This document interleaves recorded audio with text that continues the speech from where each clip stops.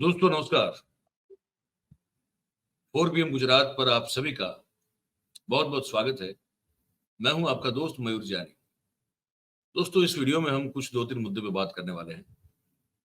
एक जो जातिगत जनगणना को लेकर जो इस देश में एक बवाल खड़ा हुआ है, भारतीय जनता पार्टी उस चीज को लेकर, उस मुद्दे को लेकर बौखला गई है। पर कांग्रेस और बाकी उनके जो साथी दल है इंडिया अलायंस, वो उसको कह रहे हैं कि ये क्यों जरूरी है।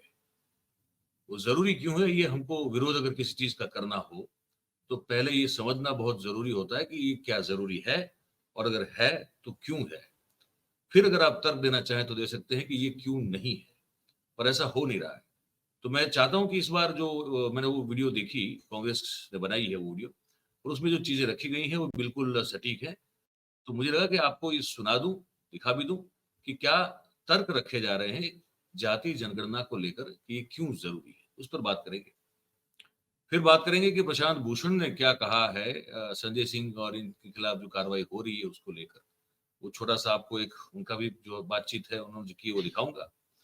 और फिर हमारे जो बड़े प्रिय मित्र हैं भगत राम जी, वो इन छापों से, चाहे वो फिर पत्रकारों पे पड़ते हों या विपक्ष पार्टियों के नेताओं के ऊपर घर पे पड़ते हो या दफ्तर पे पड़ते हो, इस सब चीजों से भगत कैसे खुश हो जाते हैं, भक्त लोग कैसे खुश होते हैं और क्या क्या तारीफ करते हैं, उनके मन में कैसे लड्डू फूटते हैं, वो भी हम आपको दिखाएंगे। तो शुरू करें उससे पहले आप सबसे एक रिक्वेस्ट होती है हमारी कि अभी से इस वीडियो की लिंक को आप हो सके उतना शेयर कर दीजिए। तो ये बात जो हम आपको बताना चाहते हैं वो ज्यादा से ज्यादा लोगों तक पहुंच जाएगी, आप सबके मदद से, आप सबके सहयोग से। अभी से शुरू कर दीजिए शेयर करना। तो बताते हैं पहले ये कि जाति जनगणना क्यों जरूरी बताया जा रहा है, क्या तर्क दिए जा रहे हैं। अगर कोई विरोध भी करना चाहता है तो पहले इसको सुन ले, उसके बाद अगर उनके काउंटर उनके पास लॉजिक हो तो फिर उससे बात करें तो बात ठीक होगी। फिर सुनिए। देश में इस समय का सबसे जरूरी मुद्दा है जातिगत जनगणना। जातिगत जनगणना ही देश की आबादी को उसकी जनसंख्या के हिसाब से उनका हक दिलाएगी। पीएम मोदी उल जुलूल बयानबाजी कर इस मुद्दे से ध्यान भटका रहे हैं। आखिर इस जातिगत जनगणना की जरूरत क्यों पड़ी? कांग्रेस सरकार पर जातिगत जनगणना के लिए दबाव क्यों बना रही है? मैं आपको समझाती हूँ। हमारे देश में अलग अलग जाति और समुदाय के लोग रहते हैं। कांग्रेस चाहती है कि पूरी आबादी को उनकी जनसंख्या के हिसाब से उनका हक दिया जाए, लेकिन जब से मोदी सरकार ने सत्ता संभाली है तब से ओबीसी, एससी, एसटी वर्ग को दरकिनार करना शुरू कर दिया गया। इसका उदाहरण कुछ यूं समझिए कि देश को चलाने वाले कुल 90 सेक्रेटरी, मोदी सरकार में 90 सचिवों में से मात्र 3 अफसर ही ओबीसी वर्ग के। अगर सचमुच में नरेंद्र मोदी जी ओबीसी के लिए काम करते थे तो 90 में से 3 अफसर ओबीसी के कैसे हैं?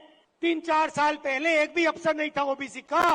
ये बताता है कि देश चलाने में ओबीसी वर्ग को कैसे साइडलाइन किया गया है। एक दिन पहले बिहार से सामने आए जातिगत आंकड़ों ने राहुल जी की मांग को और मजबूत किया है। बिहार के आंकड़ों से पता चला है कि राज्य की कुल आबादी में 84% हिस्सेदारी एससी, एसटी और ओबीसी वर्ग की। क्या प्रदेश के संसाधनों पर उनका इसी हिसाब से प्रतिनिधित्व है? जवाब है नहीं।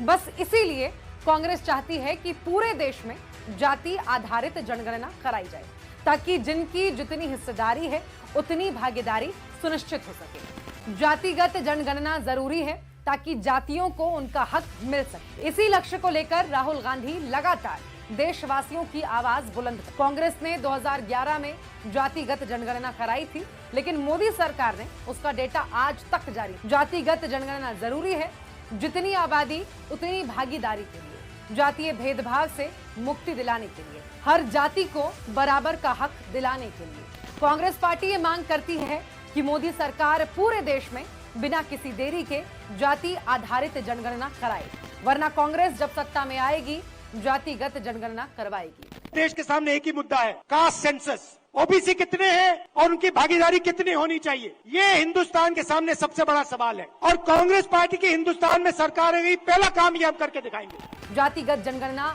हर नागरिक का अधिकार सुनिश्चित करेगी, हर नागरिक की भागीदारी सुनिश्चित करेगी। कांग्रेस जातिगत जनगणना के लिए प्रतिबद्ध। अभी एक दलील हो सकती है कि भाई ये है बिल्कुल एक तरह से एक राजनीति का दांव खेला है, ये दलील हो सकती है और ये दलील वाजिब भी हो सकती है। तो भैया दांव कौन नहीं खेल रहा है? अब देखिए, जाति जाति दो अलग अलग जातियों में नफरत फैलाना, दो अलग अलग कौम में नफरत फैलाना, दो अलग अलग धर्मों के लोगों के बीच में नफरत फैलाना, वो भी तो एक राजनीति है जो तोड़ रही है इस देश को। तो अगर ये वाली राजनीति से अगर जिसकी तादाद बड़ी है उसको अगर उतनी ही सत्ता में भागीदारी भी मिल जाए तो वो राजनीति से ये वाली राजनीति अच्छी है, ऐसा मुझे लगता है। खैर अब चलते हैं, वो ये जो ईडी वाला मामला है उसमें प्रशांत भूषण साहब जो है उन्होंने क्या कहा वो मैं आपको सुना दूं। दूसरी बात, इतने सारे जर्नलिस्ट जो कि इंडिपेंडेंट जर्नलिस्ट हैं जिन्होंने न्यूज़ क्लिक के साथ कभी कोई एक भी प्रोग्राम किया है, उनके यहाँ आप छापे मार देंगे बगैर एफआईआर दिखाए, बगैर कोई कोर्ट का आदेश दिखाए, उनके लैपटॉप मोबाइल सीज कर लेंगे। ये तो बिल्कुल ही गैर कानूनी है, निजता के अधिकार का उल्लंघन है, बिल्कुल गैर कानूनी है। एकदम क्लियर है कि ये एक बिल्कुल ब्रेजन अटेम्प्ट है सरकार की तरफ से इंडिपेंडेंट मीडिया को डराने धमकाने का। और मुझे नहीं लगता कि ये सक्सीड करेगा। जिस तरह से आज की गैदरिंग है उससे समझ में आ रहा है कि कोई इससे डरेगा नहीं और उल्टा पब्लिक कोई इससे डरेगा नहीं। ये बात तो सच है आपकी प्रशांत भूषण जी, लेकिन वो जो आपने कहा कि ब्रेजन अटेम्प्ट है वो तो हो ही रहा है लगातार। लेकिन कुल मिला के इसमें समझने वाली बात ये थी कि जो जिस तरह से एजेंसियों का उपयोग हो रहा है वो एक बार फिर से ये साबित हो रहा है कि वो बिल्कुल गलत इरादे से और कानून के विपरीत हो रहा है। ये समझना इसमें बहुत जरूरी था। अब आते हैं हमारे बड़े प्रिय मित्र हैं भगत राम जी, तो वो क्या कह रहे हैं इन छापों को लेकर। उनकी अपनी एक राय है, एक सोच है, वो प्रतीक है उन सब भक्तजनों का जो बिल्कुल अंधे हैं, तो उसको पोर्ट्रे करते हैं वो। तो बहुत अद्भुत बातें कभी कभी कभार तो कर जाते हैं। तो आज भी हमको लगा कि आपको ये सुना दें कि जो भगत लोग होते हैं, कि हम लोग तो इसकी विवेचना कर रहे हैं लेकिन वो इसको किस तरह से देखते होते, उस चीज को बड़ी बखूबी से, बड़ी सुंदरता से हमारे जो भगत राम जी उन्होंने इसको पोर्ट्रे किया हुआ है, आपके लिए उसने बनाया है, वो आपको मैं सुना भी रहा हूँ, दिखा भी रहा हूँ। छापा पड़ गई, छापा ऐसा छापा पड़े, सुबह सुबह पुलिस छापा मार दिए। नहीं, रमेश बिधूड़ी पे नहीं, रमेश बिधूड़ी तो एकदम सेफ हैं। रमेश बिधूड़ी को तो जिम्मेदारी मिल गई बहुत बड़ा। पत्रकार पे छापा पड़ गए, पत्रकार पे ऐसा छापा पड़े, कहा समझ, झूठ बोलने वाले पे नहीं पड़े, सच बोलने वाले पे पड़े। झूठ बोलने वाला तो सब अपना बढ़िया गोदी में बैठा खेल रहा है, बढ़िया गोदी में एकदम।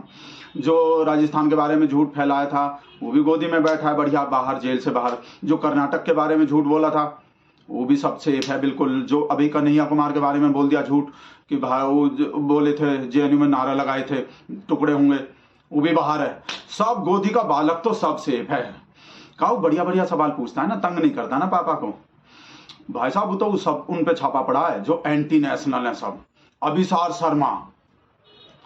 शर्मा, उर्मिलेश को तो पुलिस उठा भी ली है।